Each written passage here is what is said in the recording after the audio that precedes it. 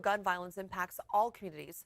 Black people and those living in poverty suffer the most. Tonight, ABC 10's lead race and culture reporter Candace Red explains why.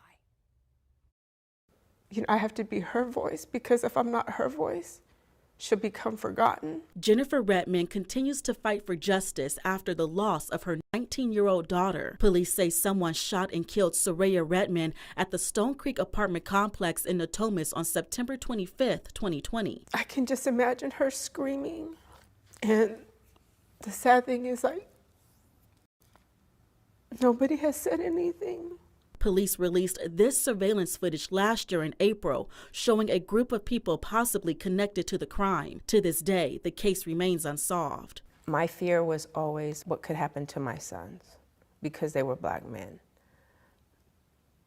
I never thought I'd have to worry about my Black daughter. I don't want no other parent to go through what I'm going through. Lugenia Whiteside is a heartbroken mother, too. She says someone shot and killed her son, 17-year-old Deontay Whiteside, in front of their home in Elk Grove on June 23, 2016. Sometimes I wonder before things happen, like with my son, did they think about the effect it would have on me? Police arrested and charged a group of 6 people in connection to the crime. They shot a little girl after they shot my son to cover up his murder. She lived, and so she was able to give them information that they needed to arrest the people. Even though all communities face gun violence, some suffer more than others. The CDC says Black people are at least 4 times more likely to be shot and killed than the overall U.S. population.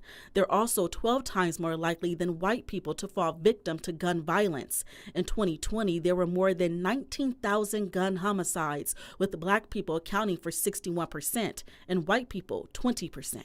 Our country has failed to look at this as a public health crisis. Gregory Jackson, who's with the Community Justice Action Fund, says racial disparities and gun violence exist by design. We can't arrest our way out of this problem. We have to figure out how we can heal folks. This is not just as simple as racism. It's more about how the root causes are impacting and oppressing individuals and the number of risk factors that exist in a said community. Some risk factors stemming from systemic inequities and structural racism include lack of economic, housing, and educational opportunities. Just as much as we have to acknowledge the oppression that's happened, more importantly, we have to start to dismantle it.